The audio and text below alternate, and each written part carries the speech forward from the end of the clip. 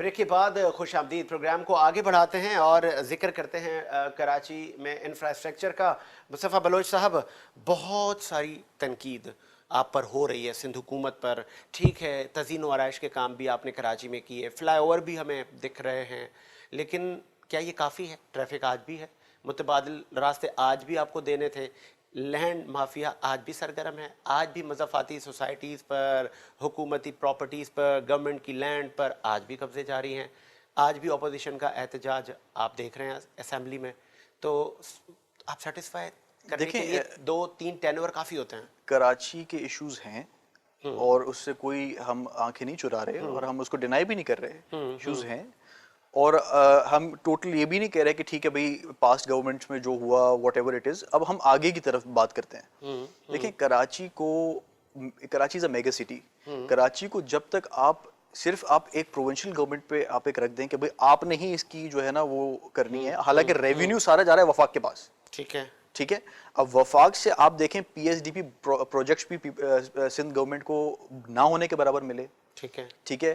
पानी रोका जाता है। ठीक है, ठीक है। मैं आपके पास भी आता हूँ। अब्बास जाफरी साहब, क्या आप हमें सुन सकते हैं? आपने ज्वाइन किया, खुश आमदीद कहेंगे प्रोग्राम में आपको। जी मैं सुन सकता हूँ। बहुत बहुत शुक्रिया, आपने जो बहुत शुक्रिया, बहुत शुक्रिया। आप रुकने पार्लियामेंट हैं अब्बास जाफरी साहब। आज भी हम देख रहे हैं कि आप एहतजाज करते हुए हमें नजर आ रहे हैं असेंबली में।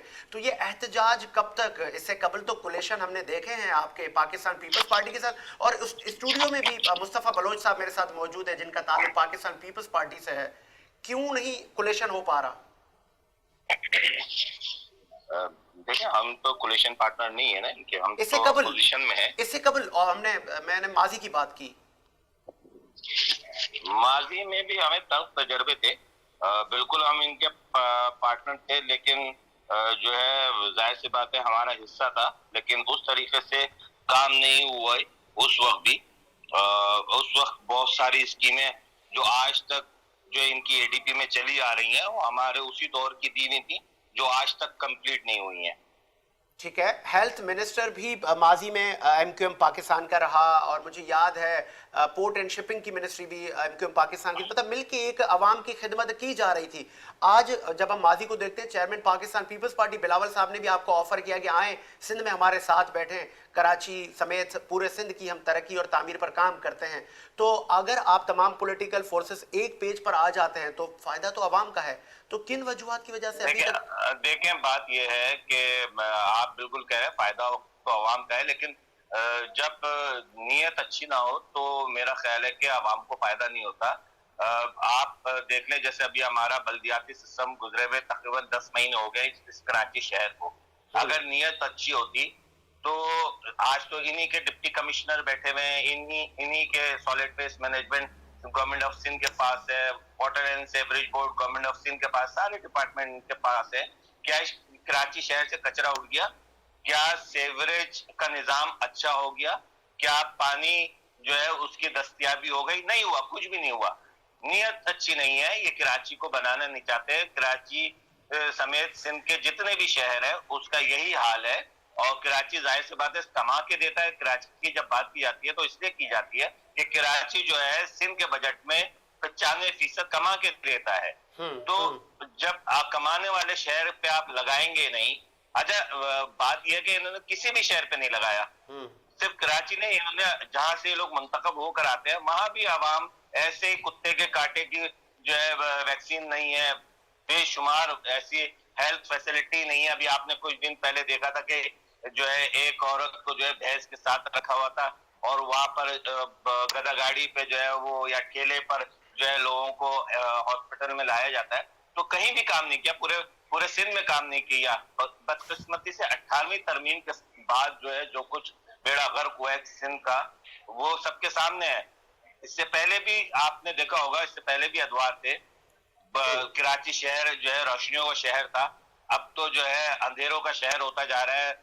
गटर हर जगह बह रहे हैं, कहीं जो है सड़कें नजर नहीं आ रही। ट्रांसपोर्ट की बड़ी इन्होंने बातें करी कि हम इतनी बसें ले आएंगे, इतनी बसें ले आएंगे, आज तक वो पूरा नहीं किया। ठीक है। तो अब्बास जाफरी साहब, विफाक में आप कोलिशन पार्टनर हैं और विफाक में आपके नुमाइंदे हैं, विफाकी हुकूमत के साथ हैं आप।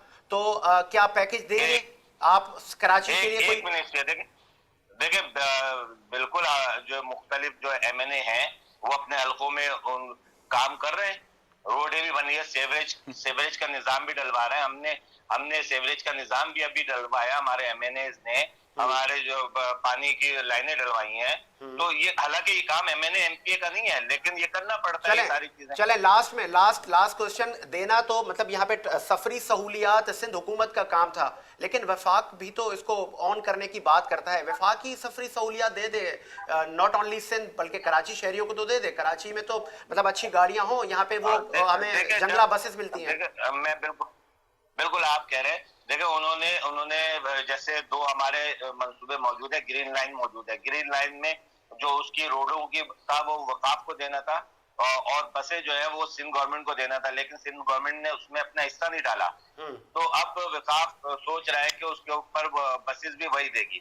देखिए हमें तो चाहे वो सिंध गवर्नमेंट हो चाहे वो फेडरल गवर्नमेंट हो, दोनों ने इस कराची शहर को ओन नहीं किया। हमें तो हर एक से शिकवा है ना, लेकिन हम अपनी आवाज भी वहां पे, अगर हम फेडरल गवर्नमेंट में एक मिनिस्ट्री हमारे पास है तो हम उस पे हैं, तो हम अपनी आवाज भी वहां पहुंचाते हैं। मुख्तलिफ आपने देखा होगा, आपकी आवाज सुनी जाती है, मिलते भी है। अब्बास जाफरी साहब, कराची के लिए आपकी आवाज वफाक सुनता है? आप जो मुतालबात वफाक को बताते हैं आपके माने जाते हैं? जी हाँ, देखे ना, जब भी तो जो है इसको जो है वो फंड दिए गए हैं और वो आए मेरे हल्के में आए। मैं आपको दिखाता हूँ कि हमने रोडी भी बनवाई, हमने सेवरेज भी डाला है, हमने पानी भी डाला है। आए देखें, विकास से जो चीजें मिल रही हैं उसमें काम भी हो रहा है। चलें, बहुत शुक्रिया अब्बास जाफरी साहब। अगर जी, गवर्नमेंट भी MPS को दे दे तो उसमें और अच्छा काम हो सकता है। जैसे हमने इस बजट में अपनी स्कीमें भी दी हैं। हाँ, और सिंध गवर्नमेंट अगर उस MPS को फंड दे तो और अच्छा काम हो सकता है, क्योंकि देखिए ग्राउंड रियलिटीज अगर कराची की बात की जाए तो MQM से ज्यादा अच्छा किसी को भी नहीं पता है। बिल्कुल ऐसा ही है। तो MQM के MPA जो डिलीवर कर सकते हैं उससे सिंध गवर्नमेंट को ही फायदा होगा डिलीवरी में, इनको ही फायदा होगा उसका। मुमकिन है ये हो जाए, सिंध हुकूमत आपको फंड दे। अल्लाह से दुआ है कि कुछ अकल आ जाए और ये MPS को भी फंड दे। चलें, बहुत शुक्रिया अब्बास जाफरी साहब टाइम देने के लिए। आगे बढ़ाते हैं मुस्तफ़ा बलोच साहब, अगर और कुछ नहीं सही, अब्बास जाफरी का कहना है MPS को ही फंड दे दें। बिल्कुल, देखें जाफरी साहब की बात से मुझे खैर थोड़ा सा मुझे इख्तलाफ है कि वो कह रहे थे कि 10 महीने हुए हैं सिंध गवर्नमेंट को कि कराची के निज़ाम उनके हाथ में आए, तो 10 महीने में आप एक्सपेक्ट कर रहे हैं कि हम 30 साल का गन साफ करेंगे? पॉसिबल नहीं है ना।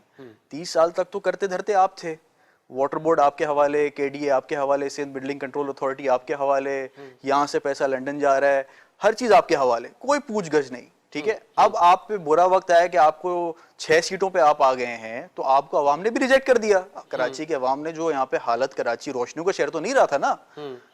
पिछले कई सालों से कराची में तो एक अमान का एक बड़ा एक इशू रहा, तो जिनके हवाले से रहा, आज वो बैठ के हम पे तनकीद कर रहे हैं कि भाई आपने 10 महीने में ये काम क्यों नहीं किया, आपने 10 महीने में वो काम क्यों नहीं किया। भाई 10 महीने में आपका 30 साल का गन साफ नहीं होगा, वक्त लगेगा। और जो वफाक की गीत गा रहे हैं ये लोग, तो उसकी तो वजह साफ है, दफ्तर खुलवाने। ठीक है, जिस दिन दफ्तर खुल जाएंगे वहां से भी अपना मुफाद हासिल करके निकल आएंगे। तो कहने का मकसद है ये डबल पॉलिसी है और यही वजह है कि अवाम ने रिजेक्ट किया है। क्या दफ्तर नहीं खुलने देखें ना, नहीं देखें, बात यह है कि दफ्तर खुले, फिर बोले ना कि दफ्तर के लिए गए हैं हम वफाक में, हम अवामी मसलों के लिए वहां नहीं बैठे हुए। हर चीज में जाके वोट दे के आ रहे हैं। पार्लियामेंट में इमरान खान साहब को वोट ऑफ कॉन्फिडेंस में भी दे के आ रहे हैं। भाई क्या आपने क्या रिलीफ लिया था कराची के लिए? आपने कोई डील की थी कराची के हवाले से? आपका कहना है कि MNS को फंड मिले और हम अपने हलकों में लगा रहे हैं। वो तो देखिए, अभी सेवरेज लाइन और पानी की लाइन लगाने के लिए अगर कुछ फंड मिला है तो वो तो ये तो कोई बात ना हुई ना। कोई मेगा स्कीम लेके आते। MPS को फंड आपकी हुकूमत ने नहीं दिए। देखें, MPS को फंड हम इंफ्रास्ट्रक्चर को तो बेहतर बना सकते हैं। हम अपने भी किसी उसमें कोई हम वो नहीं रख रहे। हम जो भी फंड्स लगा रहे हैं वो एज पर डिस्ट्रिक्ट्स लगा रहे हैं, और जो आपकी DMC डिस्ट्रिक्ट्स हैं, जो आपके DCs वगैरह जो कंट्रोल कर रहे हैं, उनके थ्रू हम कर रहे हैं। क्योंकि हम नहीं बिलीव करते इस चीज़ पे कि हम अपने बंदों को दें उनको ना दें। जो प्रॉपर पिन पॉइंट हुए हैं काम, वही हमने ADBs में डाल के लोगों को रिलीफ देने के लिए कोशिश की है। लेकिन कहने का मकसद है, ये जो बात कर रहे थे कराची के हवाले से, तो देखिए कराची की अच्छी चीज को भी ओन करें तो गलत चीज को भी ओन करें। जो आपने कराची में किया, जो कराची में लोगों ने देखा, जिस वजह से आपको रिजेक्ट किया। और देखें पैरामीटर क्या होता है, अगर हमने अच्छा काम नहीं किया तो पैरामीटर ये होना चाहिए कि बाई इलेक्शन में हम हार जाएं। कराची की तो जो सीट हमारी थी वो तो हमने रिटेन की, जो सीट हमारी नहीं भी थी वो भी हम ले गए। 249 आपके सामने है। देखें बात यह है कि पैरामीटर इलेक्शंस होता है, अगर इलेक्शंस में पब्लिक हमें वोट दे रही है तो वो इनको रिजेक्ट कर रही है, इनके साथ वो तब्दीली माफिया को भी रिजेक्ट कर रही है।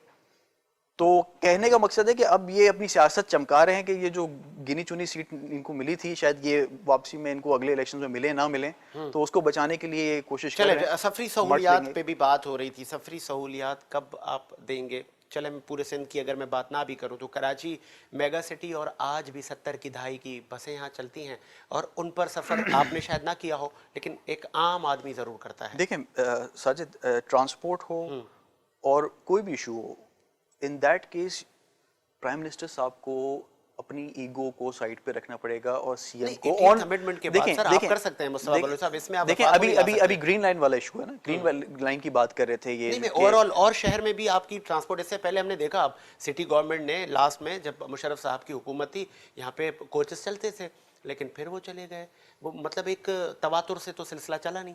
देखिए ट्रांसपोर्ट का जो इशू है उसको हम एक्सेप्ट करते हैं कि ट्रांसपोर्ट का इशू है कराची में जिसको बेहतर होना चाहिए, लेकिन there are lot of things कि वो कोऑर्डिनेशन से ही हल होगा। कोई मेगा प्रोजेक्ट्स होते हैं जैसे अभी ग्रीन लाइन है, तो ग्रीन लाइन को तकमील देने के लिए आपको सिंध के चीफ मिनिस्टर को तो ऑन बोर्ड लेना पड़ेगा ना भाई, कि भाई आप एज अ प्राइम मिनिस्टर उनको अगर खुद ही आप तशरीफ नहीं ला रहे कराची में तो उनको बुलाएं, उनसे बात करेंगे भाई क्या आपके रिजर्वेशंस हैं। तो आपने सुन ली कि फवाद चौधरी साहब हो या दीगर वफाकी वज़रा हो, वो कह रहे हैं हम डायरेक्ट इन्वेस्टमेंट करेंगे, सिंध हुकूमत को पैसा नहीं देंगे। फवाद चौधरी साहब ऐसे बात कर रहे हैं जैसे वफाक में बड़े कोई जो है वो आपके पारसा लोग बैठे हुए हैं, सारे आपके चोर डाकू तो वफाक में बैठे हुए हैं, जो आपके आमिर कियानी 600% दवाइयों में इजाफा करके भाग जाते हैं, जुल्फी बुखारी रिंग रोड में पैसा खा के भाग जाता है, आपका नदीम बाबर एलएनजी में कॉन्फ्लिक्ट ऑफ इंटरेस्ट की बात खान साहब करते थे ना, Nadeem Babar owns LNG companies और वो बंदा एलएनजी में आपको उसको एनर्जी का मिनिस्टर बनाते हैं,